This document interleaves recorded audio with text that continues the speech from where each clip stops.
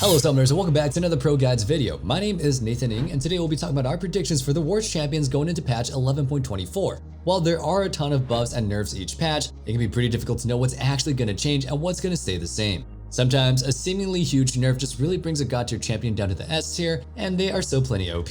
Other times what seems like a minor 280 base reduction just changes the champion completely.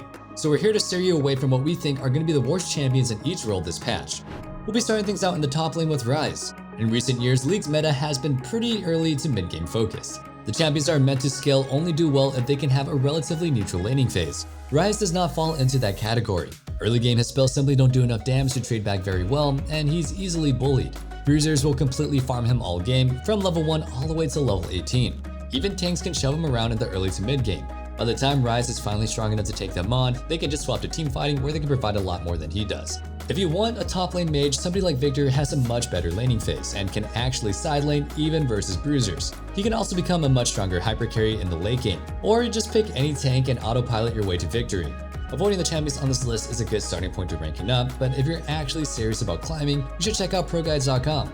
We have courses from all your favorite streamers and pros like Core JJ, Aftermoo, and McSmithy to really help you understand how to play your role. And if you want a more personalized experience, we have coaches available 24/7, ready to help you become the best. Our coaches are top tier players that have spent years climbing the solo queue ladder to get where they are now, and they're ready to share everything that they've learned with you. So stop spinning the wheels on your own and get on the fast track to higher elo today. Now let's get back on topic, shall we? Another top laner that you want to stay away from is Gangplank. He kind of has the same issues that Ryze does. He wants to scale up, but he's so weak early game that he rarely even gets there. He has a lot of really bad matchups, being completely ran over by other scaling champions. And you don't actually want to be the reason somebody like Kale or Vladimir gets a free lane. If you aren't completely stomped early, you'll never be able to side lane against meta bruisers. 5v5ing with them definitely isn't very easy unless you have godlike barrel mechanics, and even then, that's assuming the enemy team gives you the chance to even set them up.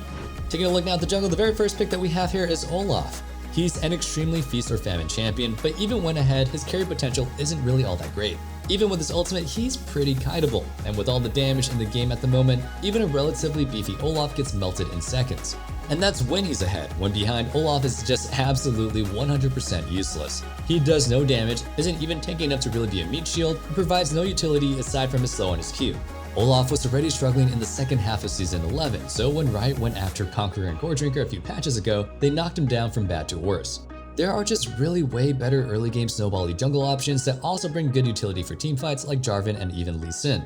Or you can play a very tanky CC bot like Zac or Nunu. They allow you to serve as a very durable frontliner while also bringing a lot of disruption and even pretty decent damage to the table. The only time I'd ever say that you should pick Olaf is if the enemy CC is super heavy, with low DPS, so they won't be able to burn you down, but even then he's probably not the optimal pick. It's like a team full of Malzahars, you know? Another super feast or famine pick is Rengar. Being feast or famine is pretty typical of assassins in general, but he's by far the worst champion in the class at the moment. He's much less consistent at getting leads, and even when he does get them, he doesn't do much with it. Yeah, he can nuke a squishy carry if he jumps in on them, but in a 5v5, this can be near impossible.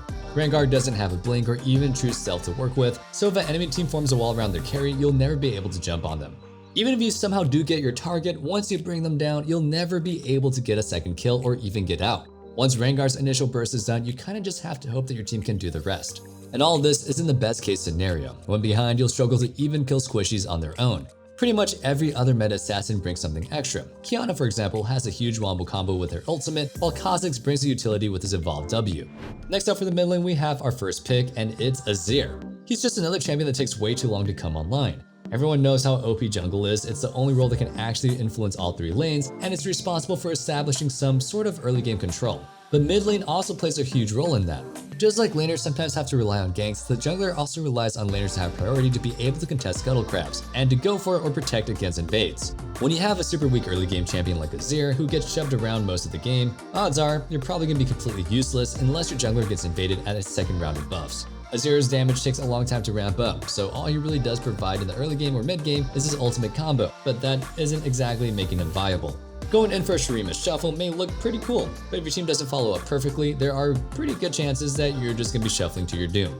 He's just a champion that really belongs in pro play, that should never be seen in solo queue.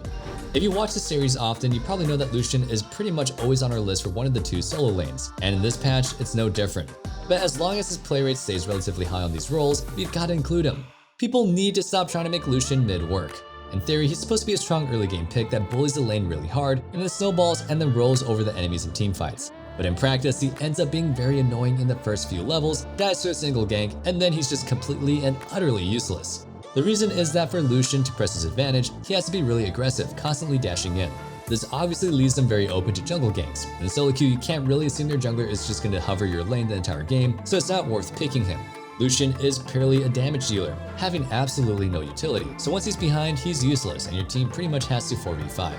Taking things down to the bottom lane, our first ADC is Varus. Varus has been our pick for the worst ADC in the game for quite a while, and there hasn't really been any love given to him to change that. Bot lane is probably the least affected role by the preseason changes that we've seen so far, so it makes sense that the meta hasn't shifted too much. Varus' issue is that he's outclassed in all 3 categories of marksman. Other lane bullies bully a lot harder, hypercarries massively outscale him, and when it comes to utility, his ultimate's kinda cool, but nowhere as useful as Ashe, Sivir, or even Jhin.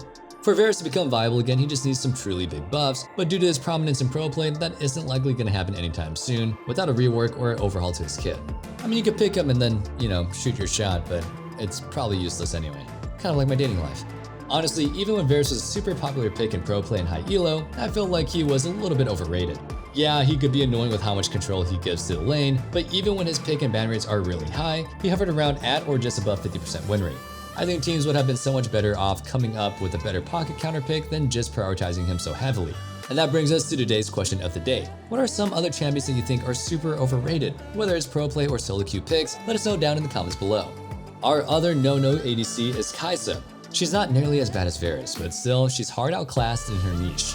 Other hypercarries just pump out a lot more DPS than Kaisa does, so you can't really just justify picking her up at the moment. If Riot really wants Kaisa to be viable, she needs some big buffs her early game. If she's made to be stronger in laning phase, you can pair her with some aggressive support like Leona or Nautilus, and then play her as a kill lane.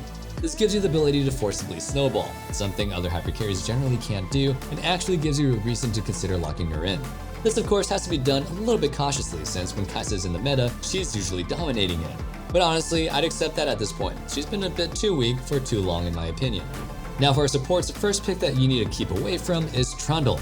Trundle support has been typically the go-to counter to tanky engaged champions. His ultimate allows your team to melt through whatever tank tries to go in, and your pillar prevents their team from following up on their engage. But at the moment, tank supports aren't exactly meta. The popular champions are pretty much enchanters or mages.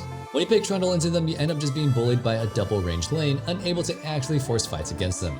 The result is allowing a champion that massively outscales you to get away with a free lane, and then you just end up not really providing anything else to counter them in the later teamfights.